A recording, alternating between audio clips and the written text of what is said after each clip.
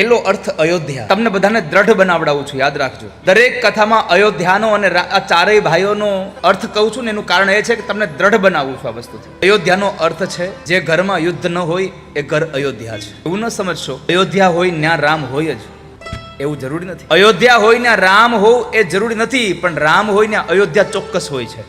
કારણ કે રામનો અર્થ મર્યાદા છે.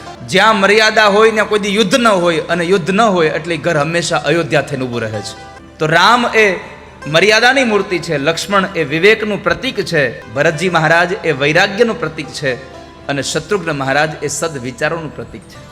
ચારેય ભાઈઓ છે મર્યાદા, વિવેક, વૈરાગ્ય અને સદવિચાર. માં જાનકીનું પ્રાગટ્ય સ્ત્રીનો ધર્મ શું છે એ બતાવવા માટે થયું છે.